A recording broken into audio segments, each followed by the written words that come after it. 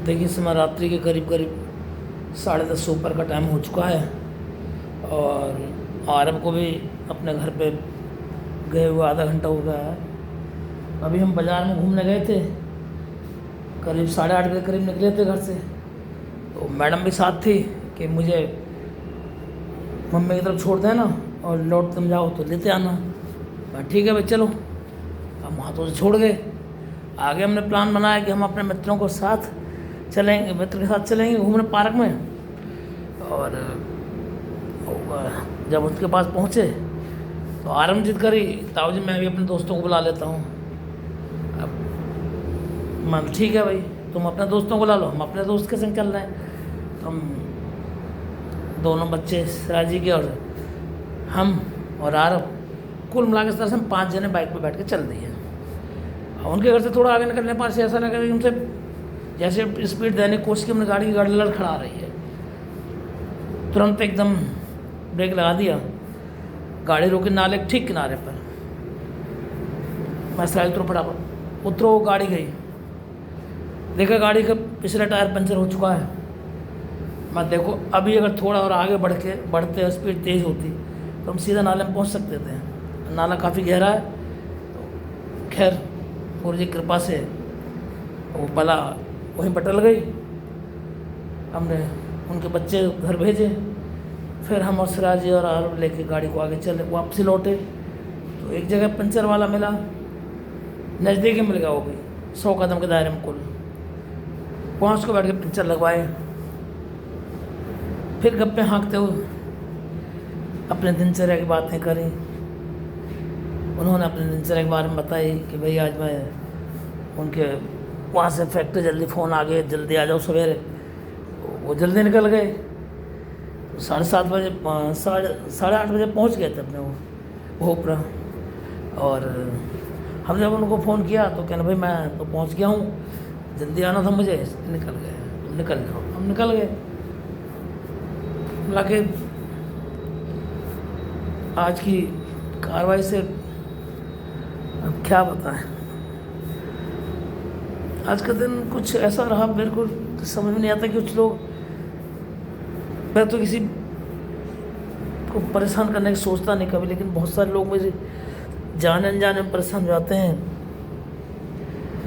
और नतीजे इतनी टेंशन लोगों को हो जाती है, जरा सी बातों को मेरे लिए लगता है कि ज़रा सी बात है।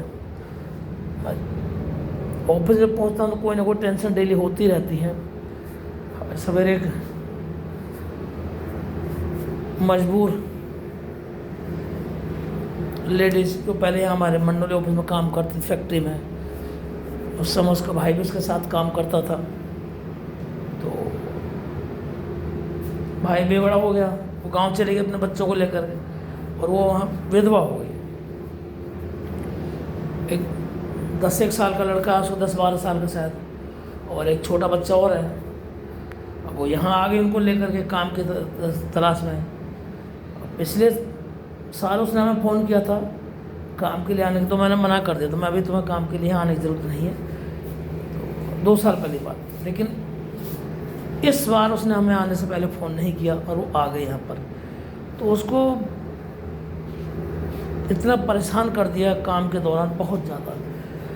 तो मैं समस्या सबसे बड़ी ये कि लेबर डिपार्टमेंट में हमारा कोई इंटरफेयर नहीं, जो हम किसी को कुछ समझाने की कोशिश करी, समझाया,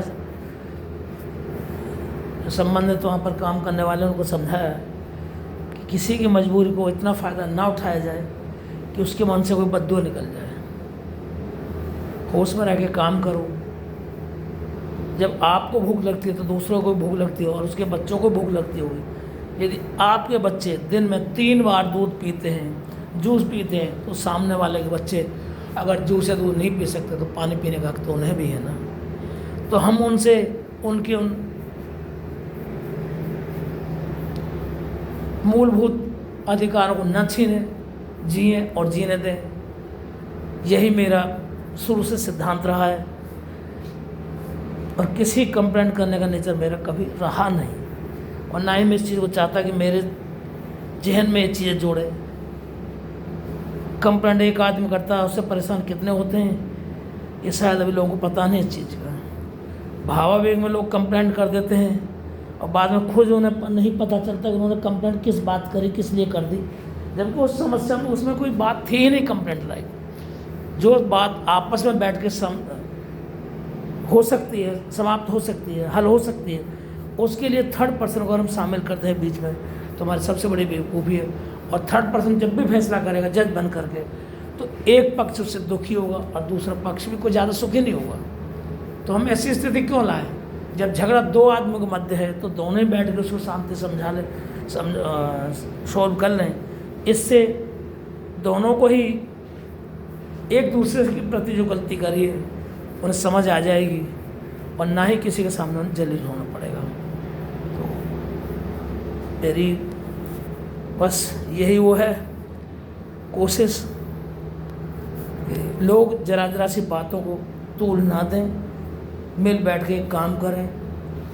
कंपनी एक पूरी टीम वर्क होती है, जैसे मशीनरी में इतने सारे पार्ट्स होते हैं और हर पार्ट्स एक दूसरे को कंप्लीमेंट करता है, तब जाके मशीन चलती है। उसी तरह से एक कंपनी में कार्यरत एक मजदूर जो पैकिंग करता है, या एक मजदूर जो माल बनाता है, या एक जो ढुलाई करता है, या एक जो सिलाई करता है, या दूसरा डिपार्टमेंट जो उसकी कागजी कार्यवाही करता है या डिस्पैच करता है, सारे एक चेन है, एक एक कड़ी है चेन की। कुछ सेल्समैन होते हैं जो मार्केटिंग करते हैं उसमें अलग जा करके, और अगर उसमें कोई ये कहने लगे मैं ये करता हूँ, मेरे बलबूते चल रहा, मेरे तो सबसे बड़ी बेवकूफ़ी है। क्योंकि ना सेल्समैन अपने आप माल बना के बेच सकता, उसको जाकर उसे माल भी बना के देगा। ऐसे माल बनाने वाले जब सेल्समैन ऑर्डर नहीं देगा तो माल किसके लिए बनाएगा? कागजी कार्रवाई वाले जब माल नहीं जाएगा तो कागजी कार्रवाई किसके लिए करेगी? और कागजी कार्रवाई नहीं होगी तो माल कैसे जाएगा? ये सब, और माल जाएगा तो उसके लिए बनेगा भी, पैकिंग भी की जाएगी, लेबर भी लगेगी, तो सारे एक दूसरे जुड़े हुए हैं। अब एक दूसरे को जलील करने के लिए लोग इस तरह की हरकतें करते हैं, मैं हूँ, मैं नहीं हम हैं, मैं से हट के हम बनना पड़ेगा, तभी हम आगे सफलता की सीढ़ी चढ़ सकते हैं। अदरवाइज तो मैं और तू के चक्कर में फिर वही बंदरवाट मचेगी जिसका कोई फ़ायदा और ही उठाएगा। इसलिए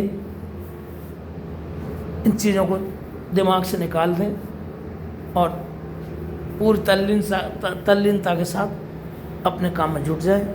यही मेरी आप सभी से अपील है, प्रार्थना है। चुगलखोरियाँ कम कर दें, काम में ध्यान ज़्यादा लगाएं। चुगलखोरियाँ कुछ समय तो मालिक लोगों को अच्छी लगती हैं, लेकिन आखिर में वो बोझ लगने लग जाती है। इसलिए चुगलखोरी से बचें और काम में ध्यान रखें, बहुत ही अच्छा रहेगा, ताकि मन को खुद भी विश्वास होगा, कॉन्फिडेंस लेवल हाई होगा और काम भी अच्छे से होगा।